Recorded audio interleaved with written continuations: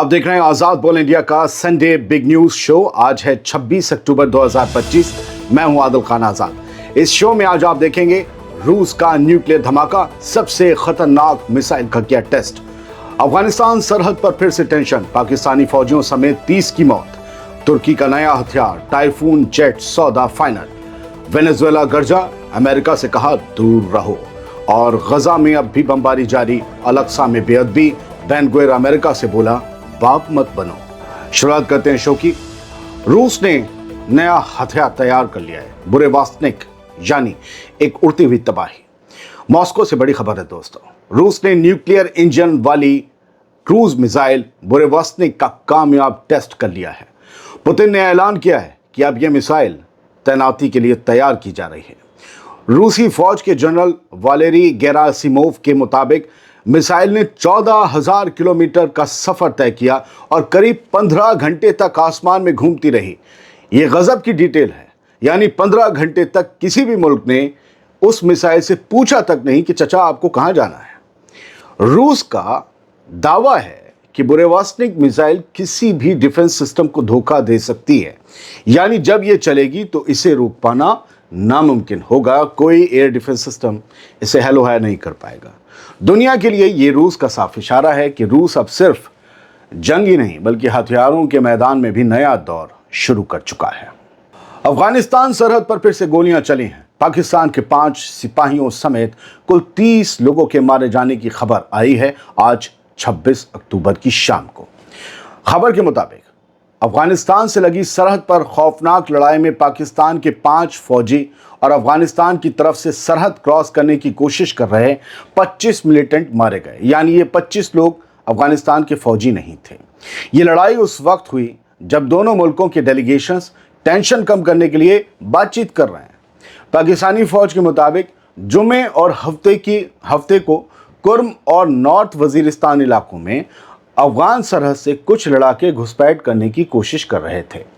पाकिस्तानी फौज ने कहा कि ये हमले अफगानिस्तान हुकूमत की नीयत पर सवाल उठाते हैं, जो अपने इलाके से निकल रहे दहशतगर्दों को रोकने में नाकाम है। दूसरी तरफ तालिबान हुकूमत की तरफ से अब तक इस पर कोई बयान नहीं आया है, जबकि दोनों मुल्कों के रिश्ते पिछले कुछ महीनों में लगातार तल्ख होते चले जा रहे हैं। जुमे और सनीचर को ये सब हुआ और इतवार की दोपहर शाम तक ये खबर आई सामने, दोनों ही नहीं बोले हैं। क्या चक्कर है, खासतौर से अफगानिस्तान, समझ में नहीं आ रहा है। रजब तैयब एर्दोगान के तुर्की को मिलेंगे टाइफून फाइटर जेट, और कतर से इसके लिए सीधी डील हो गई है। ब्रिटेन के साथ भी लंबी तैयारी है तुर्की की। तुर्की ने यूरो फाइटर टाइफून जेट्स हासिल करने की राह तेज पकड़ ली है। सोर्सेस के मुताबिक और खबरों के मुताबिक तुर्की और कतर के बीच बातचीत आखिरी दौर में है, जिससे जल्द ही फाइटर जेट्स की खेप अंकारा पहुंच सकती है। इसी के साथ ब्रिटेन के साथ एक समझौता यानी MOU भी आगे बढ़ रहा है। तुर्की का जो लंबी मुद्दत की सप्लाई और प्रोडक्शन डील की सिमत एक बड़ा कदम माना जा रहा है। ये खबर तब सामने आई जब जर्मनी ने यूरो फाइटर एक्सपोर्ट पर लगी उस पाबंदी को हटाने का फैसला किया जिसने पहले इन फाइटर जेट्स की ट्रांसफर को रोक रखा था। अब इस बदलाव के बाद कतर अपने कुछ फाइटर जेट्स जो वो पहले खरीद चुका है, वो फाइटर जेट्स तुर्की को बेच सकेगा या दे सकेगा। Euro fighter jets originally United kingdom, Germany, Spain और इटली जैसे मुल्क मिलकर बनाते हैं। पहले कभी इस पे फ्रांस भी था, वो 90 के दशक में ही निकल गया डिज़ाइन वगैरह के इल्ज़ाम लगा के। कह सकते हैं कि तुर्की अब आसमान में अपनी नई ताकत तैनात करने के लिए पूरी तरीके से तैयार है। वेनेजुएला का समंदर गरजा और अमेरिका से कहा हमसे दूर रहो। वेनेजुएला की नेवी ने बड़ी मिलिट्री ड्रिल्स शुरू कर दी हैं दोस्तों।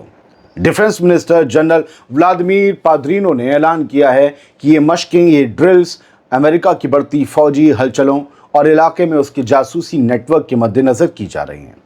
उन्होंने कहा कि हम अपने समंदर, अपनी सरहद और अपनी इज्जत की हिफाजत के लिए पूरी तरह से मुस्तैद हैं। इन मशकों में नेवी, मिसाइल बटालियंस और कोस्टल निगरानी दस्ते शामिल हैं जो साहिल पर निगरानी करते हैं।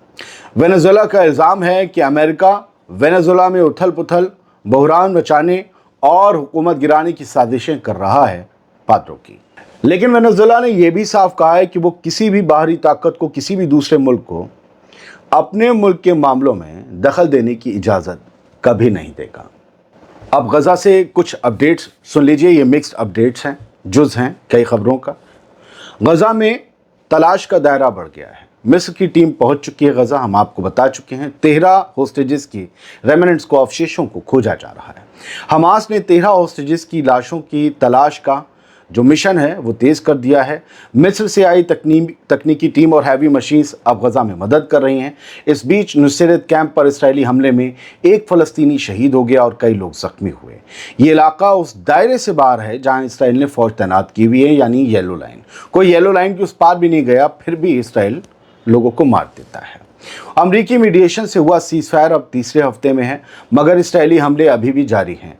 लोग खंडहर बने घरों में लौट रहे हैं, जहां मलबे में छिपे खतरनाक बम मौत का सबब बन रहे हैं। उधर अमरीकी सदर ट्रंप ने इशारा दिया है कि कतर समेत कई मुल्कों के फौजी गज़ा में एक इंटरनेशनल स्टेबलाइजेशन फोर्स के तहत तैनात हो सकते हैं, और वो भी बहुत जल्द। कई मुल्कों के फौजी। वेस्ट बैंक से खबर है कि इसराइली जूइश सेटलर्स जो हैं वो पुलिस के प्रोटेक्शन के तहत आज फिर पाक अल-अक्सा मस्जिद में अंदर घुसे आहते में, और बिल्कुल मस्जिद के पास ही आसपास थे, और वहाँ पर उन्होंने अपने वो नाच गाना, तालमुडिक राइचुअल्स वगैरह ये सब अदा किया। उन्होंने अपनी इबादतें की, मुसलमानों की इबादत गाह की आहते में घुसकर। और इन्होंने लिखा भी है कुछ न्यूज़ नेटवर्क ने कि करोड़ों मुसलमानों के दिलों को फिर से इन्होंने जार किया। आपको बता दें, जिन्हें नहीं पता है, हमारे भारत में रहने वाले कुछ भोले भाले लोगों को, ये यहाँ नहीं घुस सकते। यूएन चार्टर के हिसाब से ये मुसलमानों की इबादत गाह हमेशा से थी है, और यहाँ से मुसलमान इबादत के लिए आ सकते हैं, यहूदी नहीं। फिर भी इसराइल का जो कट्टरपंथी बेन-गुविर जो मिनिस्टर है, उसके प्रोवोकेशन के चलते लगातार अब सेटलर्स का अल-अक्सा मस्जिद में धावा बोलना, घुसना अब एक आम बात सी हो गई है, एक फैशन हो गया है, और ये तस्वीरें भी उसी की बानगी हैं। एक और ख़बर ये है कि कितना भी फ़लस्तीनियों का हौसला तोड़ा जाए, लेकिन उनकी मजबूती उनके ईमान की वजह से बनी रहती है। कुछ न्यूज़ नेटवर्क ने लिखा है कि जो कुछ भी जुल्म हो रहे हैं, सीज़फायर हो गया है, घर टूट गए हैं, उम्मीदें और ईमान नहीं टूटा।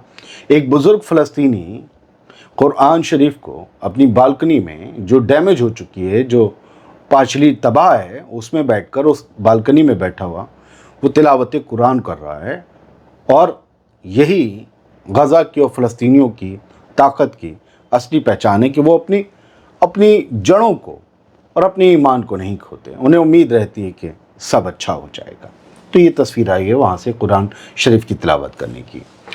इसराइल का जो एक कट्टरपंथी धुर दक्षिणपंथी जो मिनिस्टर है, इतमार बेन-गुविर, उसने क्या कहा है कि आई ग्रेटली अप्रिशिएट प्रेसिडेंट ट्रंप। मैं मतलब उनकी बड़ी तारीफ करता हूँ, या मैं उन्हें बड़ा अप्रिशिएट करता हूँ, लेकिन हम एक आज़ाद मुल्क हैं, खुद मुख्तार मुल्क हैं, इसराइल को कह रहा है। And we are not under Washington's guardianship, और हम वाशिंगटन की यानी अमेरिका की गार्जियनशिप के अंदर नहीं आते। मतलब सीधा सीधा ये कि अमेरिका हमारा गार्जियन नहीं है, हमारा संरक्षक नहीं है, हमारे बाप बनने की कोशिश ना करे, हम अपने फैसले करेंगे। अब फैसले क्या है? वो कहते हैं ट्रंप की सीज़फायर कायम रखो, ये कहता है कि नहीं गज़ा में घुसो, सबको कब्जा। कल ही इसने जो खबर आई थी उसकी में दावा किया गया कि इसने सीधा कहा कि बच्चों को गोली क्यों नहीं मारते गज़ा के, वो गधे पे बैठे हैं तो गधे समेत उनको गोली मार। इस तरीके की इसकी, जबकि इसके ऊपर दहशतगर्दी के इल्ज़ाम लग चुके हैं, खुद इसराइली जेल में सज़ा काट चुका है। क्यों ये मिनिस्टर है? वो नेतन्याहू की मजबूरी है, वरना हुकूमत गिर जाएगी। एक खबर ये है कि ये 4 ग्रुप बन गए हैं गज़ा के अंदर जो हमास के ख़िलाफ़ खड़े हुए हैं, और ये कहा जा रहा है कि इन्हें इसराइल फंड कर रहा है, हथियार दे रहा है। और ख़ुद आज इसराइल के अखबार में खबर थी, हमने आपको दिखाई थी, बताई भी थी, लेकिन फिर भी आप सुन लीजिए। Israel is backing separate anti Hamas militias. ये एंटी हमास मिलिशिया हैं गज़ा में, और ये 4 ग्रुप बन गए हैं। इसमें से एक ग्रुप का लीडर है हुसाम अल-अस्ताल। उसने ये कबूला है कि हाँ, हमें इसराइल से बैकिंग मिल रही है, हथियार मिल रहे हैं, गाड़ियाँ मिल रही हैं, पैसा मिल रहा है। तो ये सब, इन सब का मिशन है हमास को ख़त्म करने का। और ये 4 मैप हैं जिसमें आप देख सकते हैं कि ये लोग कहाँ कहाँ एक्टिव हैं। पहला जो है वो येलो लाइन के उस तरफ, और इन सब के हेडक्वार्टर उस येलो लाइन के पास है जहां आईडीएफ खड़ी है। अलमंसी, एक हलास ग्रुप है, एक अलमंसी, एक अल अस्ताल है और एक अबू शबाब का गैंग है। तो ये सब कुछ हो रहा है। वेस्ट बैंक में हालात ख़राब हैं, और कैसे ख़राब हैं उसे आप एक कार्टून से समझिए। गज़ा में सीज़ फायर हो गया है, दुनिया उसे पढ़ रही है। हम लेकिन वेस्ट बैंक की खबर आपको रोज़ दिखाते हैं। गज़ा के सीज़ फायर को पूरी दुनिया देख रही है यूं, और जबकि उस बोर्ड के पार जिस पर गज़ा सीज़ फायर लिखा है, उसके पार यहूदी सेटलर्स घुस रहे हैं वेस्ट बैंक में। वो गोली भी चला रहे हैं, वो जैतून के खेतों को बर्बाद कर रहे हैं, वो लोगों के घरों में और गाड़ियों में आग भी लगा रहे हैं। हर रोज़ खुद इस्राएली अखबार इस खबर को छाप रहे हैं और कह रहे हैं कि ये एक नई तरीके की जंग है जो शुरू हो चुकी है। बहुत बहुत शुक्रिया। सलामत रहिए, खुश रहिए।